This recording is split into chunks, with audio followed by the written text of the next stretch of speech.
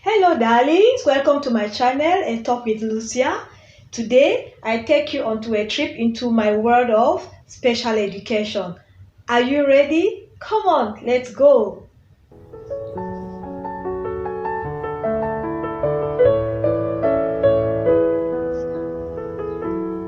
Audio Jungle.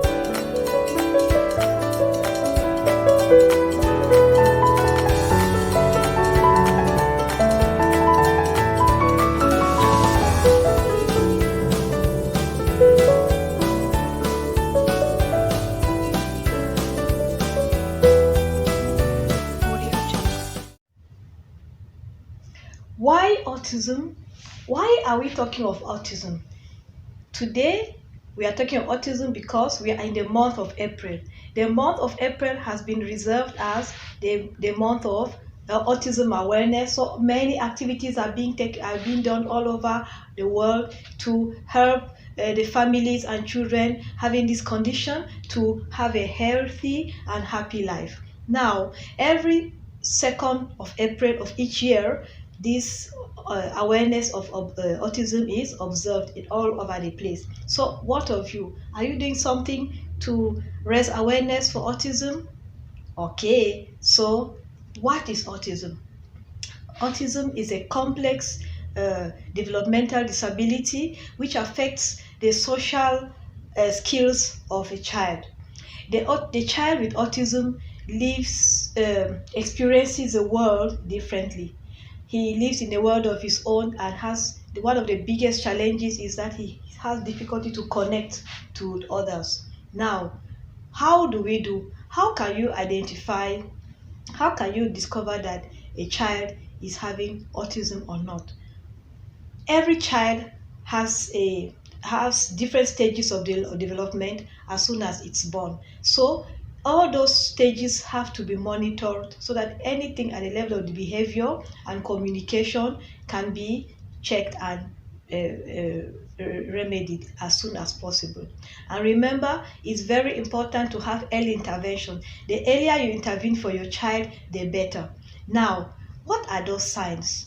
Maybe you're having a child in your house having those signs and you don't really know, or you are doubting. So let's see if you can relate to any of the signs we're going to discuss. From the ages of 6 months to 1, the child has one significant behavior, and that is lack of eye contact.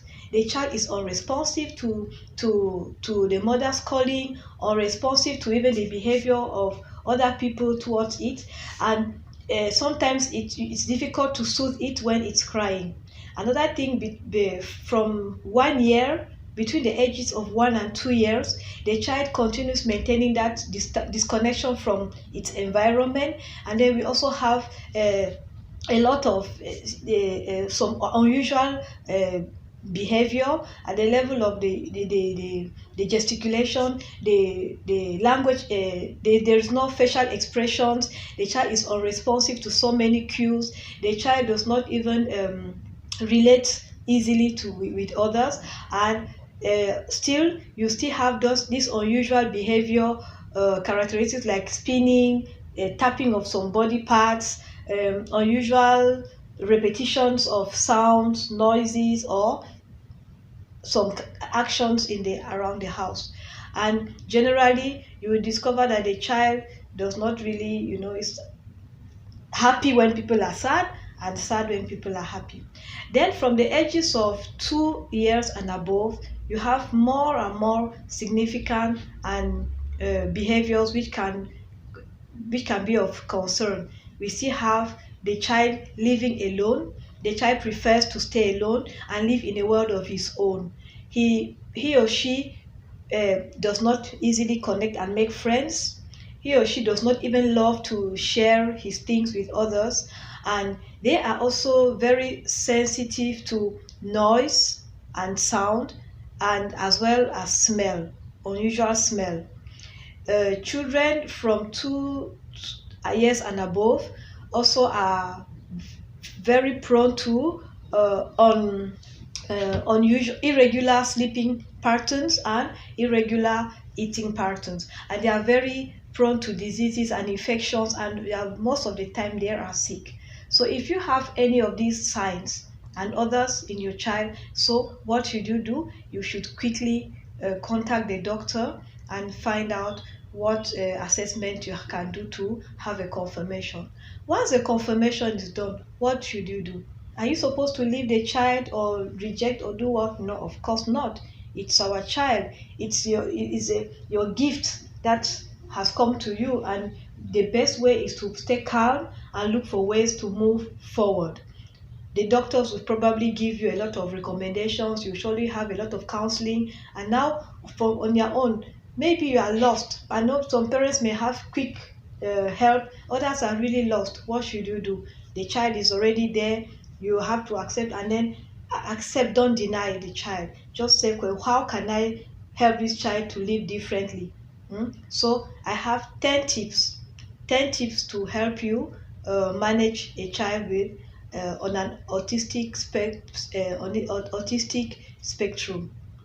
Number one, make sure that all the activities you have for your child are fixed.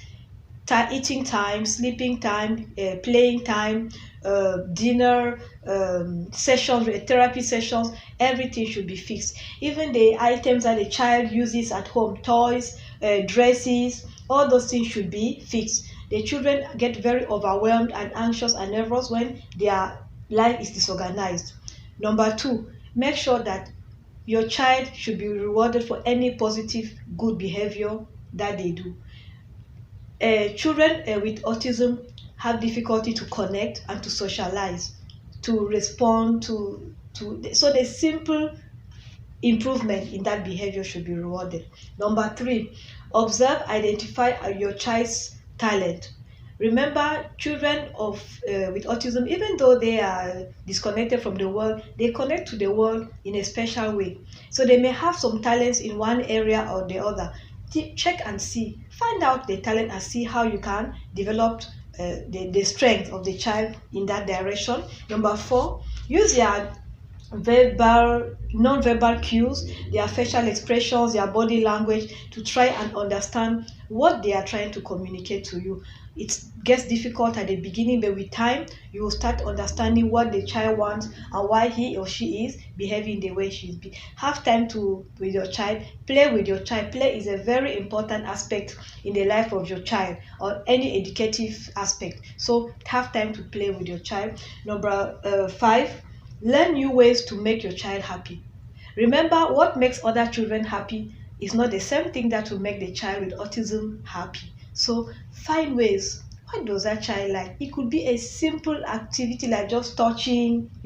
I knew a child in my neighbor's home who just simply loved to just touch the cheek of his mom, or any neighbor who came, the aunties, the friends. When he just touched you, he was fine. That was all. It meant all the world to him. So it could be little things that can make your child happy. Is it going out to the park and playing and removing that energy? Do it for your child, and you will have more peace at home. Number six, as a parent with a child having autism, you have a lot of stress in you. You carry a lot in you. So make sure as soon as possible to join an autism support group where you will get a lot of information from other people who have the same issues, and you also have a lot of feedback. You also be able to ventilate and share your difficulties and challenges with people who understand you and better than others. Then number seven, provide behavior therapy, speech language therapy, physical therapy, music, nutrition therapies to your child. This will help the child increase in the functional skills. Number eight, actively seek time for yourself. That is something that really parents, we forget. We really forget. We get so focused on the child, we give our all, and we forget to take care of ourselves. Take time, call somebody. It could be a family member, a parent who can accommodate the child, even for a few hours. Take time for yourself, relax, so that you can refill. Remember, children with autism need a lot of energy. So you need to refill that energy so as to support your child, your family, and to balance between your family and work in a better manner. So The number 9, make time for your other siblings. Are you having other children? If you are having other children, remember those children also need your attention. They need your love. Make time, set time for each of your children. Check their work, their passions, talk with them, and together your family, everybody will feel loved and belonging to the family. Number 10, make time for your spouse and your partner. Marriages get broken. A lot of divorces come whenever a child with a disability, such as autism, uh, appears in a family. So make time for your spouse, be it the wife or the husband. Have time to hug, love each other, go out for dinner, take somebody to take care of the children, and you'll be strengthened. You need each other to support. You need support from each other to take care of the child or your entire family, and to balance all this in your lives. So these were the 10 tips I had for you today. And if you have some other tips that you can share with other parents, please feel free to type your comments, and I'll be so welcome for others to also get what you know. And if you love the video, please like, share, and stick around for more other amazing content in our journey of special education. Thank you for watching. Bye bye.